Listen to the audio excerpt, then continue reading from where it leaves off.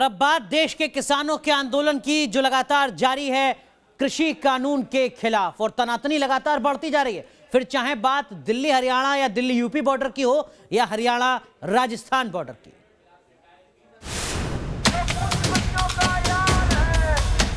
किसान आंदोलन पर हरियाणा में कोहराम की तस्वीरें। करनाल में किसान पंचायत में हुई हिंसा के मामले में कार्रवाई की गई। दूसरी तस्वीर ट्रैक्टर रैली की तैयारी की है। वहीं इंडियन नेशनल लोकदल के नेता अभय सिंह चौटाला ने स्पीकर को चिट्ठी लिख दी है और 26 जनवरी तक का अल्टीमेटम दे दिया है। हरियाणा की सियासत में कोहराम है। किसान आंदोलन को तेज करने की कोशिश कर रहे हैं। किसान आंदोलन को धार देने की ये तस्वीरें हैं। हरियाणा के यमुनानगर में 26 जनवरी को रैली की तैयारी की जा रही है। यमुनानगर में हजारों किसान सरकार को पैगाम देने के लिए सड़कों पर उतर आए हैं। हमने तय किया है कि 26 तारीख से जनवरी है, जो उससे पहले काले कानून वापस होते हैं तो ठीक है। हम ब्लॉक वाइज अब अपना ट्रैक्टर मार्च निकाल रहे हैं। आज हम छछरौली में ट्रैक्टर मार्च निकाल रहे हैं। कम से कम 4000 ट्रैक्टर किसानों के यहाँ पर पहुँचा। अभी देख सकते हैं 2 घंटे तक लाइन ही टूटेगी जब ट्रैक्टर यहाँ से निकलेंगे। रविवार को हरियाणा में सियासी उबाल नजर आया था, जब हिंसा की वजह से सीएम खट्टर के किसान पंचायत को कैंसिल करने की नौबत आ गई थी।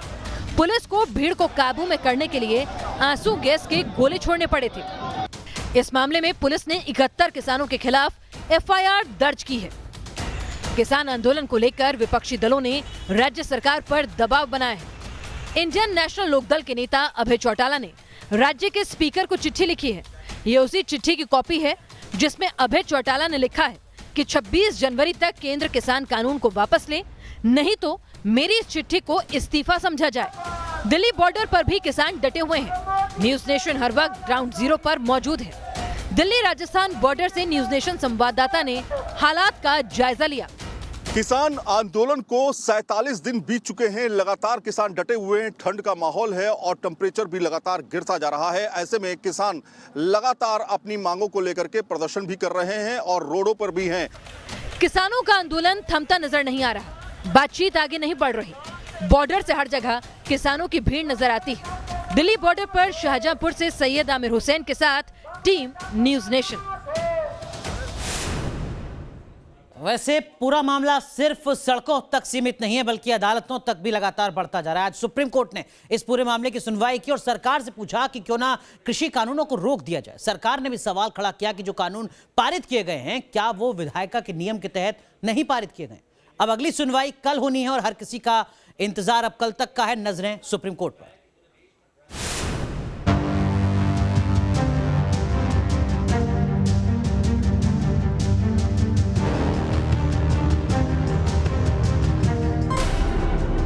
कृषि कानून पर सुप्रीम तलवार।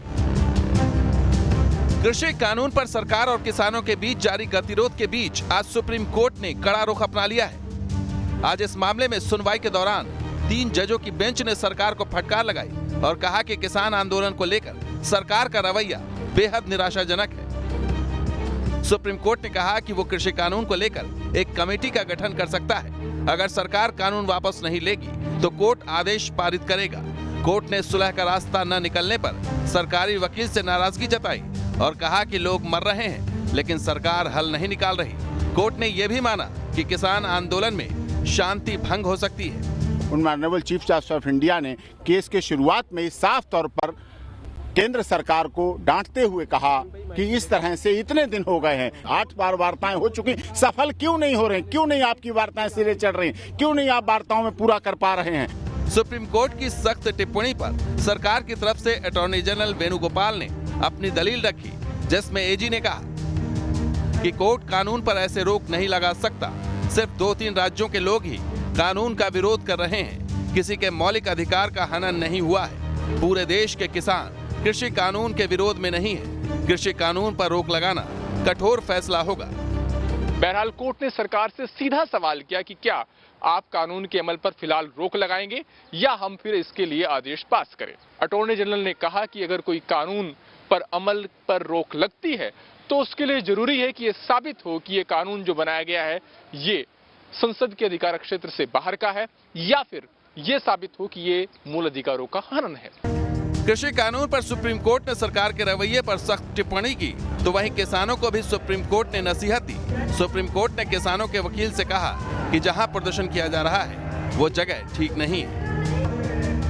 आंदोलन में शामिल बच्चे और बुजुर्ग वापस घर लौट जाएं। किसानों की तरफ से पेश वकील दुष्यंत दवे ने कहा कि किसानों को आंदोलन के लिए रामलीला मैदान दिया जाए, तो वहीं किसानों की तरफ से आश्वासन दिया गया कि किसान 26 जनवरी की परेड को बाधित नहीं करेंगे। किसानों और सरकार के बीच कृषि कानून को लेकर जारी गतिरोध में सुप्रीम कोर्ट की सख्ती से अब उम्मीद जगी है कि जल्द ही इस आंदोलन का समाधान निकल जाएगा। दिल्ली से अरविंद सिंह के साथ टीम न्यूज नेशन।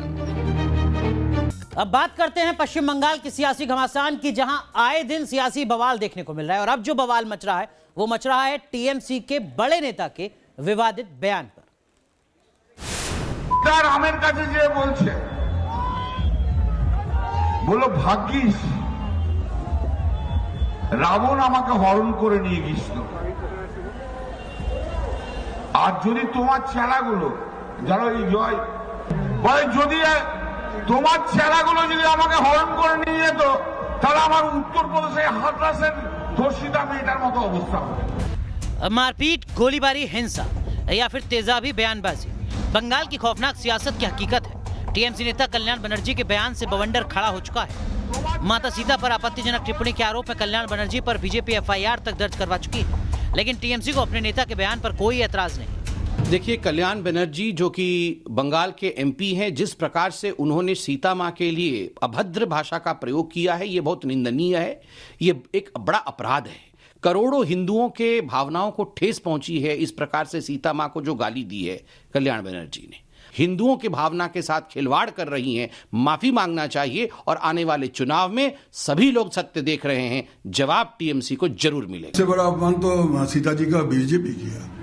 वो लोग कहते थे जय सिया राम, अभी सिया को छोड़ दिया, सिर्फ जय श्री राम। सीता जी को छोड़ दिया बीजेपी ने, क्यों छोड़ा? सीता जी को क्यों छोड़ा गया? कल्याण बनर्जी के बयानबाजी की गूंज सिर्फ पश्चिम बंगाल में ही सुनाई नहीं दे रही है। राम की नगरी अयोध्या में इस बयान के खिलाफ आवाज उठाई गई है। तृणमूल कांग्रेस के सांसद कल्याण बनर्जी का बयान जो हमारे प्रभु मर्यादा पुरुषोत्तम राम और सीता के प्रति उन्होंने दिया है, ये घोर निंदनीय उनका बयान है। और इस तरह की टिप्पणी करके वो अपने आप को हाईलाइट करने का प्रयास कर रहे हैं, इसको संत समाज कतई बर्दाश्त नहीं करेगा। टीएमसी की परेशानी अपने बड़बोले नेताओं से है।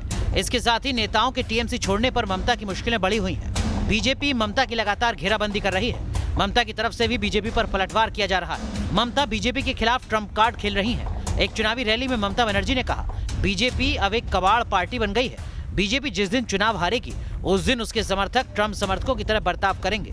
इसमें दो राय नहीं कि बैटल ऑफ बंगाल हिंदुस्तान की सियासत की दिशा तय करने वाला है। मुकाबला कांटे का होने जा रहा है। चिंता इस बात की है कि सियासी दल अपने फायदे के लिए सारी सीमाएं लांघते जा रहे हैं। Team news nation.